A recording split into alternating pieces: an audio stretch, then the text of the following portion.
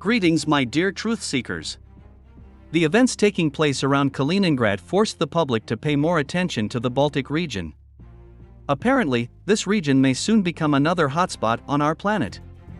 Estonian Prime Minister Kaja Kallas also added fuel to the fire, saying in an interview with American journalists that in the event of a Russian military operation against Lithuania, all the Baltic states would be wiped off the map.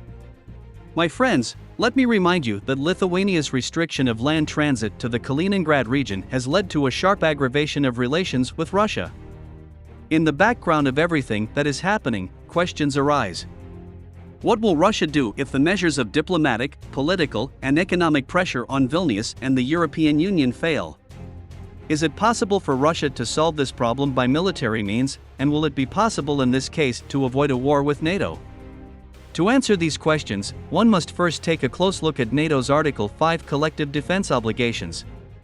Article 5 provides that if a NATO ally is the victim of an armed attack, each and every other member of the alliance will consider this act of violence as an armed attack against all members and will take the actions it deems necessary to assist the ally attacked. My friends, the key sentence in this article: take the actions it deems necessary to assist the ally attacked. Thus, this Article 5 makes it clear to us that NATO countries themselves decide to provide military assistance to ally attacked or not. As follows from the wording of the article, the use of armed force is not a mandatory option. A NATO member country chooses the action it deems necessary. This can be diplomatic, political, economic support, assistance with weapons, and intelligence information. My friends, I am absolutely sure that in the event of a Russian-Lithuanian military conflict, the proverb, "close sits my shirt, but closer is my skin," will become more relevant than ever. Of course, the members of the North Atlantic Alliance will be guided by the position of the United States.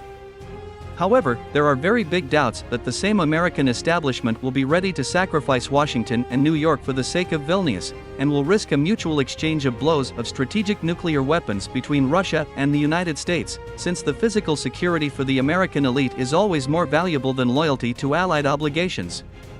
The Americans will have to take into account the indisputable fact that Russia currently has the most modern strategic nuclear potential in the world, including hypersonic missile systems. The Russian nuclear triad has been updated by almost 90%. Moreover, Russia has also started the serial production of new generation intercontinental ballistic missiles Sarmat. The United States is well aware of its vulnerability in cases of a full-scale conflict with Russia.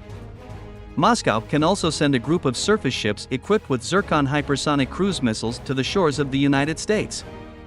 This step will make it clear to Washington that Moscow is ready to destroy all decision-making centers in the United States. Moreover, Russia can also deploy Poseidon unmanned nuclear drones with megaton thermonuclear warheads off the US coast. Realizing all these facts, I would like to advise the Baltic states to start making friends with their neighbors, and not rely on someone to come and help in case of conflict.